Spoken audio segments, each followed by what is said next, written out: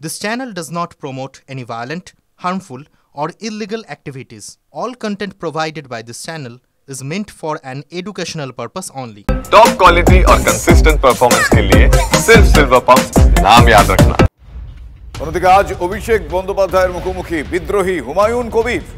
নতুন দল গঠনের হুঙ্কার হুমায়ুন কবিরের। আজ অভিষেকের ডাকে জেলাওয়ারি যে বৈঠক, সে বৈঠকে যোগ দেবেন ভরতপুরের টিএমসি বিধায়ক। মানে যোগ দেবেন কিনা সেটা এখনো প্রশ্নচিহ্নে রয়েছে। ক্যামাক্সেটের সাংগঠনিক বৈঠকের ডাক হুমায়ুন সহ 10 বিধায়কের।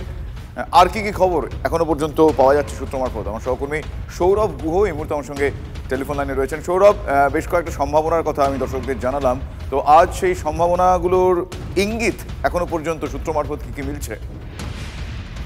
প্রথমেই বলি যে হুমায়ুন কবির আজকে মুখোমুখি হচ্ছেন অভিষেকের, এর মধ্যে কোনো সম্ভাবনা নেই, এটা একেবারে নিশ্চিত। তার কারণ আজ বহরমপুর তৃণমূল কংগ্রেস সাংগঠনিক জেলার বৈঠক ডেকেছেন অভিষেক বন্দ্যোপাধ্যায়। সেখানে হুমায়ুন কবির সহ আরো 10 জন বিধায়ক উপস্থিত থাকবেন সভাপতি এবং সাংগঠনিক অন্যান্য নেতারা।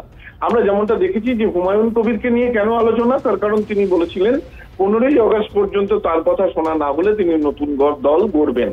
সেক্ষেত্রে আজকে বৈঠকের পর কি তিনি রণে ভঙ্গ দেবেন, দলের প্রতি আস্থা প্রদর্শন করবেন, এটা নিশ্চিতভাবে আমরা দেখব এর পরিণতি কি হয়। তবে তিনি এই মুহূর্তে কলকাতায় রয়েছেন এবং অবশ্যই তিনি আজ দুপুর 1:30টার সময় যে সাংগঠনিক বৈঠক সেখানে যোগ দেবে এবং অভিষেক বন্দ্যোপাধ্যায়ের মুখোমুখি হবে। এটা গেল বহরমপুর সাংগঠনিক জেলা। প্রথমে উত্তর দিনাজপুর জেলা নিয়ে বসবেন অভিষেক বন্দ্যোপাধ্যায় সকাল 11টায়, তারপর বহরমপুর জেলা এবং তারপর মুর্শিদাবাদ সাংগঠনিক জেলা, যেখানে বেশ সৌরভ আমি তোমার একটু থামাচ্ছি। এই মুহূর্তে হুমায়ুন কবির আমার সঙ্গে টেলিফোন লাইনে রয়েছেন। হুমায়ুন সাহেব, আপনার কাছে জানতে চাইবো যে আজকে যে বৈঠক, সেই বৈঠকে আপনি যাচ্ছেন কি যাচ্ছেন না এই নিয়ে একটা সংশয় ছিল, কিন্তু আমি আপনার কাছে জানতে চাইবো আজকে এই বৈঠকে আপনি যাচ্ছেন তো? আমাদের সর্বভারতীয় সাধারণ সম্পাদক, লোকসভার দলনেতা, ডায়মন্ড হারবারের সাংসদ অভিষেক বন্দ্যোপাধ্যায় 10 দিন আগে থেকেই আজকের এই দিনটি নির্ধারণ করে রেখেছেন আমাদেরকে সাংগঠনিক জেলার আলোচনার জন্য ডেকেছেন। না যাওয়ার কোনো প্রশ্নই ওঠে না, জল্পনারও কোনো প্রয়োজন নেই।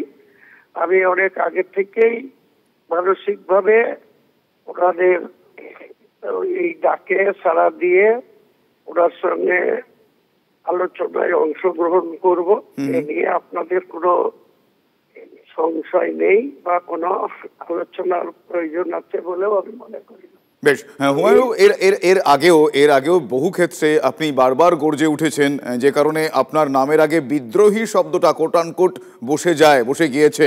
তো এই জায়গা থেকে আপনার কাছে আমি জানতে চাইবো যে আজকে এমন কানাঘুষোও শোনা যাচ্ছে যে আপনি বারবার এই বিদ্রোহী হয়ে উঠছেন, সেই বিষয়টা নিয়েও একটা আন্ডারস্ট্যান্ডিং এর জায়গায় বোধহয় এই বৈঠকের একটা গুরুত্বপূর্ণ অংশ থাকবে। কি বলবেন আপনি? আমি এ নিয়ে আপনাদের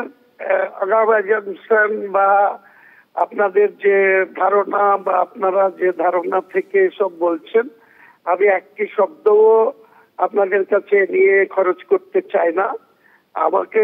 আমি যেহেতু এখনো তৃণমূলের নির্বাচিত ইলেক্টেড একজন সদস্য, সেই তরফ থেকে আমি এর আগে আপনাদের চ্যানেলে বা বিভিন্ন জায়গায় নিশ্চয়ই আমার জেলার কোনো সমস্যা নিয়ে, দাবি দাওয়া নিয়ে যেটা আমি বলেছি, সেটা নিয়ে আপনারা বিভিন্ন রকম ভাবে আমাকে কখনো বিদ্রোহী বলেছেন, কখনো বিতর্কিত আখ্যা দিয়েছেন।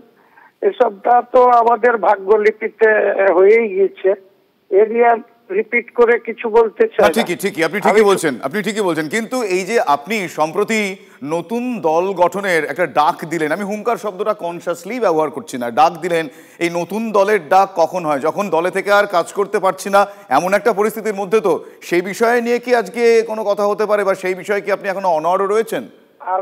আমি আপনাকে আগেও বলেছি, আবার বলছি, বলুন। কি হতে যাচ্ছে, কি হবে, সেটা দিয়ে আগাবার আমি কোনো আলোচনা করতে চাইছি না বা আলোচনার কোনো অবকাশ নেই।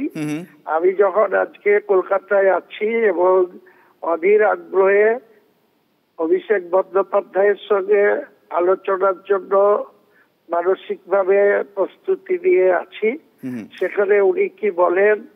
হুমায়ুন বাবু, আপনি বারবার এই মানসিকভাবে প্রস্তুতি নিয়ে আছি বলেন যে এখনো পর্যন্ত আমি তো এই দলে আছি, এগুলো একটু একটু কেমন শোনায় না যে কিসের মানসিক প্রস্তুতি? আপনি তো আমি যে দলটা করি হ্যাঁ সেই দলের নেতৃত্ব, সর্বোচ্চ নেতৃত্বের নাম মমতা ব্যানার্জি, আমাদের সেকেন্ড হ্যান্ড কমান্ডের নাম অভিষেক ব্যানার্জি। তো মমতা বন্দ্যোপাধ্যায় অত্যন্ত ব্যস্ততম নেত্রী, তিনি ভারতবর্ষের মধ্যে একজন উল্লেখযোগ্য নেত্রী, বা আমাদের দলের সুপ্রিমো, বা তিনি বাংলার মুখ্যমন্ত্রী। তিনার সাংগঠনিক দায়িত্ব এই মুহূর্তে অভিষেক বন্দ্যোপাধ্যায়ের উপরে ন্যস্ত করেছেন, আপনারা সবাই অবগত। এবং হ্যাঁ, এটা আপনি বারবার বলেছেন হুমায়ুন বাবু, এই জায়গা আপনি অনর। কিন্তু আমি একটা বিষয়, সেই দলের সর্বময় স্থান থেকে যদি এবার আপনার কাছে নির্দেশ আসে, একটু কড়া নির্দেশ আসে যে এত বিদ্রোহী হওয়া যাবে না, দলের বিরুদ্ধে এত মুখ খোলা যাবে না, সেটা কি আপনি মাথা পেতে মেনে নেবেন, নাকি নতুন দলের পথে একটু এগোবেন? নিশ্চয়ই কি নির্দেশ আসবে সেটা তো আপনাদেরকে নিশ্চয়ই বলেনি, বা আমাকেও বলবে না। সম্ভাবনার কথা বললাম, এর আগেও তো দেখেছি যে এই ধরনের বিদ্রোহী হলে নির্দেশ গিয়েছে। আমি বলি না, সম্ভাবনা নিয়ে কোনো কথা বলি না, আজও বলছি না। নেত্রী কি নির্দেশ দিবেন, সেকেন্ড হ্যান্ড কমান্ডো কি নির্দেশ দিবেন, নিশ্চয়ই আমার সম্মানের জায়গাটা ব্যতি রেখে, আমার সম্মানের জায়গাটাকে রেখে যা নির্দেশ দিবেন আমি সেটা মানব। কিন্তু আমি আমার লাইফে আমার নিজের সম্মানের ক্ষেত্রে কোনো জায়গাতে কম্প্রোমাইজ করিনি। এবং আমার স্বর্গীয় পিতা, তিনি চলে গেছেন, তিনি আমার প্রথম লাইফে যখন আমি এজে পৌঁছেছি, 18 বছর পৌঁছেছি, ভোটার লিস্টে নাম তুলেছি, তখন তিনি যদি কোনো অন্যায় আমার বিরুদ্ধে বা আমাকে নির্দেশ দিয়েছেন, সেটাকেও আমি অগ্রাহ্য করেছি। বুঝতে পেরেছি, অর্থাৎ আপনি বলতে চাইছেন যে আপনি কোনো মতেই আপনার সম্মানের সঙ্গে আপোষ করবেন না, যাই নির্দেশ আপনার কাছে আসুক না কেন। ধন্যবাদ আপনাকে। 23 তারিখ এই হুমায়ুন কবির তিনি কি বলেছিলেন, যেটা নিয়ে আমি প্রশ্নও করলাম, একবার সেই পার্টটা, সেই অংশ আমি পিসিআরকে বলবো একটু দর্শকের জন্য শোনানোর জন্য। 23 তারিখ হুমায়ুন কবির নতুন দল বিষয়ে কি বলেছিলেন। দলটা যেটা করব সেটা শুধু মুর্শিদাবাদ কেন্দ্রিক করব না, মুর্শিদাবাদ, মালদা, উত্তর দিনাজপুর, আছে নদিয়ার একটা অংশ, এক কথায় 50টা 52টা বিধানসভা সিট নিয়ে আমি দলটা করব। একটা গ্রামগঞ্জে একটা কথা আছে, প্রবাদ বাক্য আছে যে মানুষের যেখানে চাষ করতে গেলে যেটা শক্ত বলদ দরকার, সেই বলদ আমরা আছি, সেই বলদদের কোনো গুরুত্ব না দিয়ে ছাগল দিয়ে ধান মারা হচ্ছে মুর্শিদাবাদ জেলায়।